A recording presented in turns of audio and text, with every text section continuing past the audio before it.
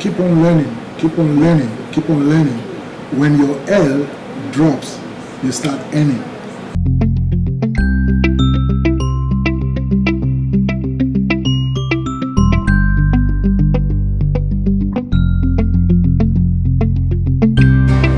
Hello, good afternoon, good day, good evening, wherever you are.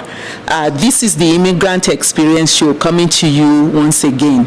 My name is Moji Taiwo, the host of the Tai Show, and I'm also the author of a book called I Give Because I'm Blessed Because I Give, a chronicle of an immigrant's journey. Don't forget to share, to like, and to watch previous episodes. But on today's show, we have the pleasure of meeting and hearing the immigrant journey of Mr. Segun Erick Gilbert, commonly known as Erick. Erick is the CEO of Perfect Touch Saloon, a specialty barbering studio, and is also a gifted music minister and songwriter who has released a number of videos available on downloads, and the latest titled The 10th of Meeting. Right? The 10th of Meeting. Erick is a family man with a beautiful wife and 3 adorable children. But before we get into his story, I would like to share a little tidbit about Canada with you. According to LinkedIn's latest workforce report, Calgary, Alberta leads the way in North America and especially among Canadian talents in technology. Post-secondary institutions such as the University of Calgary, University of Alberta, and SAIT, the Southern Alberta Institute of Technology, ranks the top schools for tech talents in Canada. So now we're going to go back to our special guest, Mr. Erick Gilbert. Welcome to this show, and we thank you very much for honoring our invitation. We would like to start the show by asking you where you came from.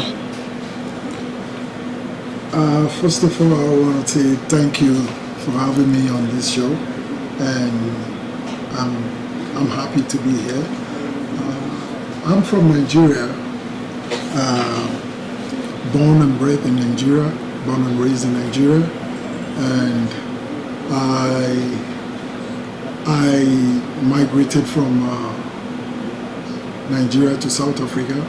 When was that? That was in 2005. 2005, you left Nigeria for South Africa. For South Africa. Okay. And I lived in South Africa for 10 years. Okay. And it's great.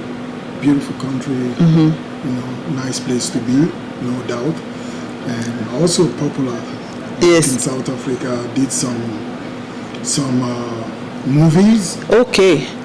So your talent goes beyond where we're sitting today and what we know so far as your recordings, but you also you venture into the arts in films and theater and so on. Correct. Okay. Correct. So I did a KFC breakfast run in South Africa. I did a movie called Room 9 in South Africa. I did a Kit Kat advert and some other stuff that I can't even recollect right now. Okay. And those are the major ones I can remember. And then I also have my business established on 108 Fox Street. Oh, you still remember that? Remember, just at the back of Gandhi Square. Okay. It's the tallest building in Gandhi Square. Which city is that in South Africa? In Johannesburg. Okay. So why did you decide to leave all of that venture and come to Canada? That's a good question. I don't want to talk about any other stuff from my journey, you know, with God. And I left Nigeria because I had a word that says, I'm going to take you to a place that is, you know, flowing with milk and honey. I have no clue where that was. And I traveled to South Africa. I thought it was South Africa. Okay. And then things were jollying and everything was going on very well. I got married in South Africa. My wife, though, she's from Nigeria, and I have my first and second child in South Africa. Okay. So my kids were born. So you and your wife met in South Africa? No, we met in Nigeria first. Okay. Yeah. So, but I got married in South Africa. That was 2008. I left 2005. So 2008, I went back home for my wedding, and then immediately after our wedding, my wife came back with you to South Africa, and we settled down there. Things were good, and then at one point, I tend to like, oh, what is going on? Then I heard a voice saying, "You're building a cathedral right here. This is not where I want you." Okay. And at that point, so most people will say they have an inkling that was not your permanent destination. Something you are supposed to be moving on somewhere. Something like that. So, and I was like, I have no clue. I don't have anybody in Canada. I don't know anyone in Canada. How do I get to Canada? I have no idea. Okay. But my wife came up one day too, and she said, "I'm just tired here." And I was like, "This is now, everything is now coming together." Yeah. Together. Then I said, like, okay, I know you. I mean, you have sisters in UK and all of that. I have many friends in UK too. Do we go to UK? And then she said, "Oh no, I don't want to go to UK." And I was like, "Well, where do you want to go? I brought you from Nigeria. You left everything for me to come to South Africa. So yeah, it's your turn now. So tell me, where do you want to go?" Okay. So then she said, "Maybe we should try Canada." And I was like, "Oh, really? It's cold." That's all I know about Canada. That it's cold. It's Yeah. cold. Like, it's cold, but I don't mind the cold. And then she said, "Oh yeah, I was doing it one time when I started." I was like, "What are you doing?" She said, "Oh, they have this program called, the federal skills, whatever." I said, okay. And she said, "Maybe we should look into that as an investment." Okay. Then I said, "Okay." Then we started putting all our documents together and all that. And then the part that really shocked me, was we put all the documents together. People started telling us like, "Oh, sometimes it takes 5 years, sometimes they don't answer you." But our case was different. The whole thing went less than 6 months. Oh, really? And you applied as a skilled labor, or is it skilled business? There's so many different ways. So we came in with a federal skilled, and yeah, she was the main applicant. Okay. And, yeah, all right. So I followed. Yes. Kids and all that. So the whole thing went like less than six months, and I was like, I think this is where you're being directed. So that is one. Okay. Then the other part is this. So we're in Canada. Okay. Okay. So I'm looking at myself like, okay, I don't want to go to Toronto. Like, she said, why? I said, because I'm coming from Nigeria. I mean, already the population is more. Okay. I got down to a population of 40 million, which is South Africa. And then yeah. And I'm like, okay, I'm coming to Canada. That time was like 35 million. So I was like, okay, let's go to Canada. So then she said, okay, so where do you want to go? I said, I have no idea. So how did you choose? Good question. Did you land in Calgary directly, or did you go somewhere else first? So we went online. Oh wow! Online to say where is the best place to raise family. Okay. So fine, Toronto popped up.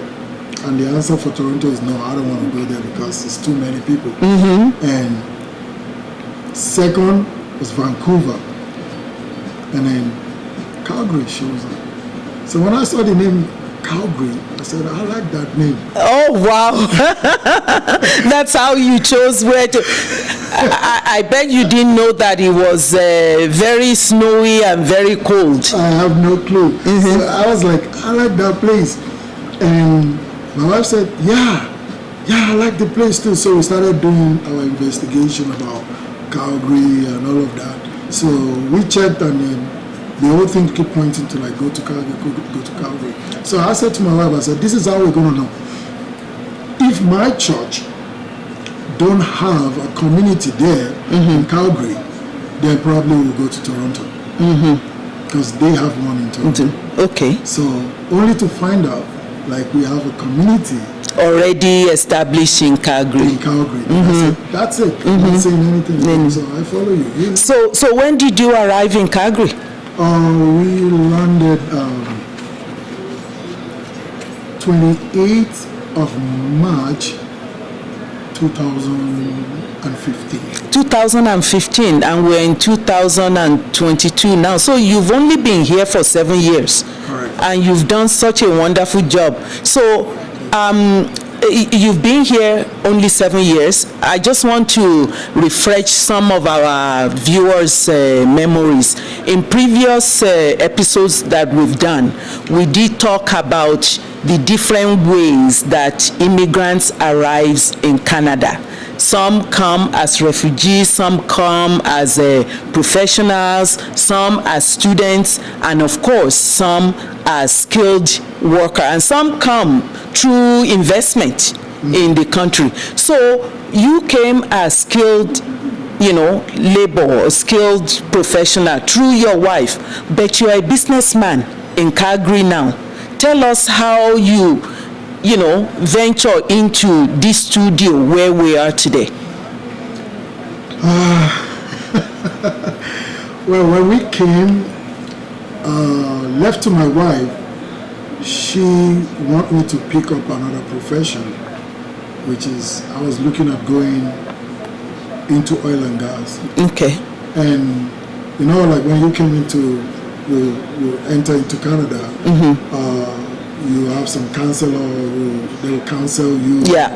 Then I went through one of those. Okay. And I could remember there was a guy, I can't remember his name, but if the guy is watching, he will say, oh, I know that guy. Okay. So he looked at me, he saw my resume, and he looked at me and he says, you've been in beauty industry for all your life. I said, yes, sir. He said, so why do you want to change suddenly and go into oil and gas? And he said, the only advice I can give you right now is like, it's not a good place to go right now. Like, why don't you stick to what you're doing, because your field is more. Like, if I had my way, I would be under you for you to train me, because I'm looking at your resume in front of me, and I was like, man. That person is God sent. Agreed. Because, of course, naturally, when immigrants come, especially immigrants from Nigeria or, East Africa, we tend to go into oil and gas, and there's a need there, and Alberta is well known for oil and gas. But what people don't know is that we can actually commercialize and make a living out of what we are passionate about. And that's what this person saw in you. Absolutely. I wouldn't mind going back one day if I know where this guy is, just to say thank you. Yeah, so right now I'm an educator. I also teach. Okay. Like in a school, like educate. About hair. About barbering, about beauty, hairstyling, and things like that. So that actually, you've already jumped into my next question is, the show, the Immigrant Experience show, is to highlight and showcase the journey of different immigrants into Canada, but also to highlight their achievements and how they give back to the community. So you already moved me into how you give back to the community. So not only did you meet this person who steered you in what, it's obviously the right direction, but within that short period of time, you are already giving back by teaching. Which schools are you teaching at? There's a school right here in Chinook called TOC. TOC, okay. TOC Academy. Okay. And so the owner of the school, her name is Mai. And we met, I was going to write my exam to get my license. Okay. Because, in Canada, you need... Everything is certified and certification, yes. I was looking around to see where can I go just to brush up myself, because the education back home, like in South Africa or in Nigeria, is different. It's different, yes. Yeah, so I found this lady, so I went to see her. Apparently, she knew me before even arriving at okay. before her. And then she was like, no, you are too much for me. Like, I can't train you, I can't teach you. I said, you know what?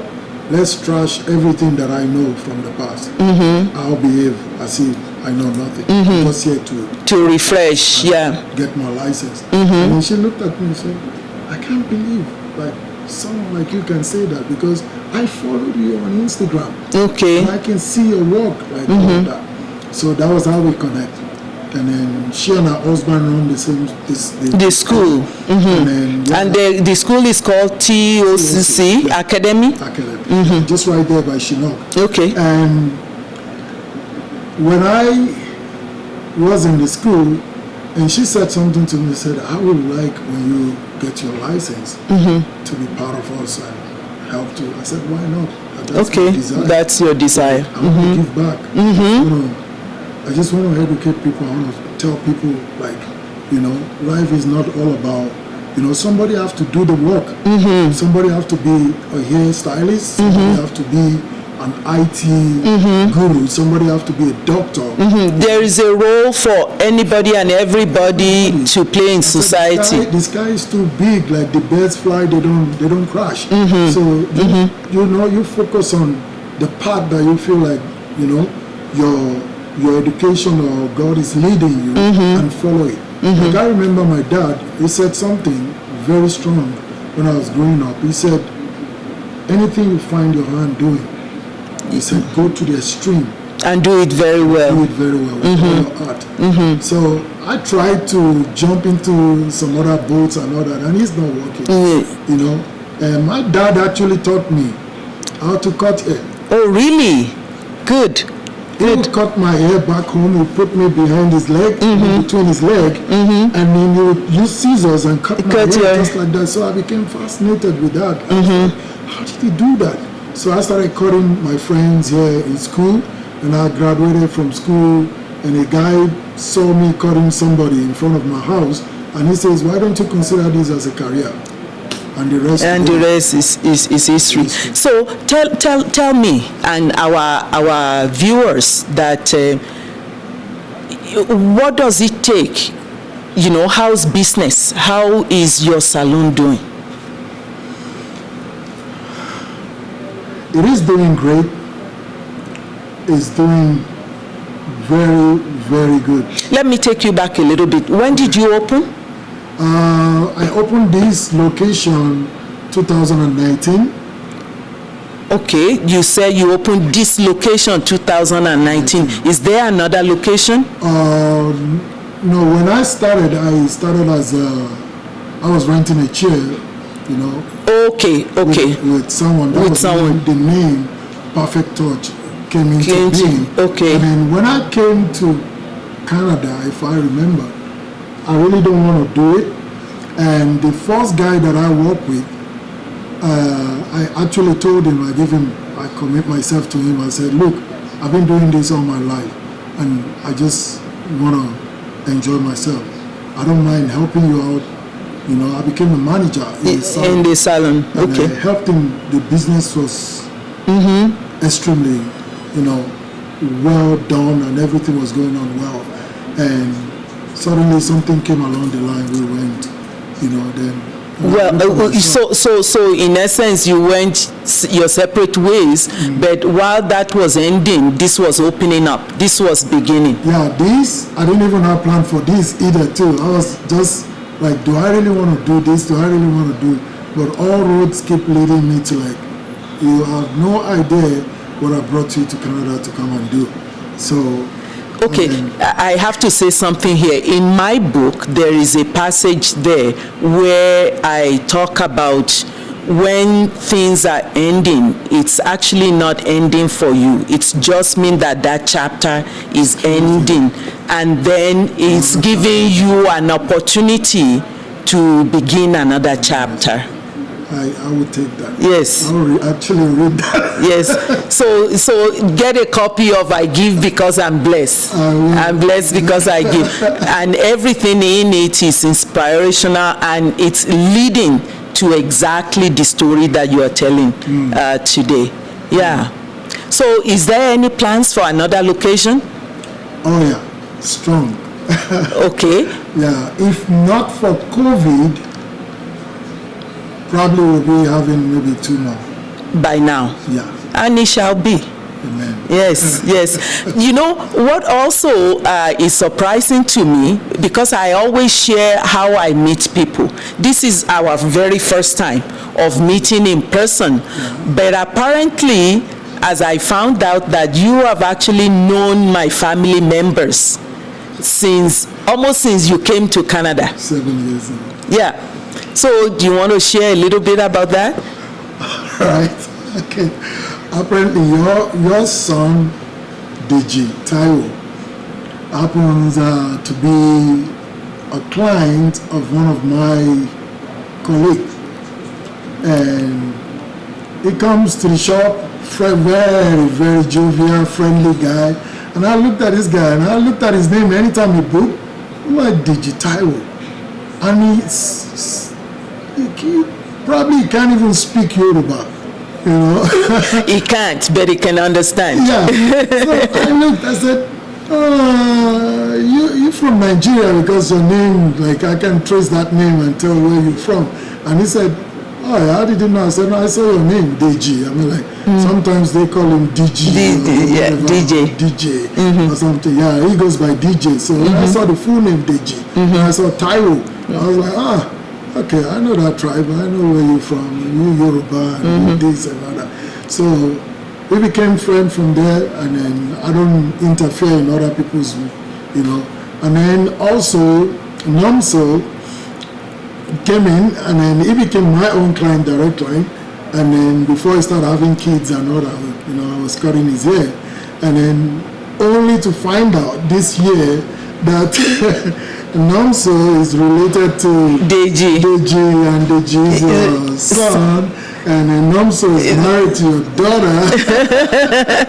And you also cut my grandson's hair. Ezra. And Amos, yeah. And I think earlier on, the third grandson was coming to you too, because, you know, I haven't met you until today, but I've heard so much about you because I've always complimented the kids on their haircut. And the last time, second to the last time that Deji came here, he came to visit with me, and I was complimenting him on how he got rid of his COVID hairstyle. That's how he started talking about you, and I said, I must meet this guy. Yes. It's so glad. We are very happy and glad to meet you, and the kids speak very highly of your service and your skills. So we're happy that you're doing very well, and we're happy that you're able to join us on the Immigrant Experience Show. So is there any one line or two that you would like to share with our audience to motivate the new people or people who have been here that are immigrants? Okay, so people who have been here, I would like to say to you that whatever you find your hand doing, keep on doing it. There is a phrase that I always use when I'm teaching the kids in school. I say, keep on learning, keep on learning, keep on learning. When your L drops, you start earning. So I would want to say that to you. You know, keep on learning, keep on learning, keep on learning. When your L drops, you start earning. Okay. All right. That is good. That's very good. So that is a wrap for us on this episode of the Immigrant Experience Show. We're very happy to have interviewed Mr. Erick Gilbert of Perfect Touch Salon in Calgary, Alberta. So if you're looking for a skillful, artful barber, this is where you come. My name is Moji Taiwo, your host of the Immigrant Experience Show.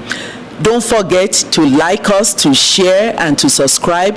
And if you go to our Diversity TV channel, you can also become a member. Register with us and become a member. We also take this opportunity to thank all of our supporters so far and welcome future supporters. Until next time, we say goodbye.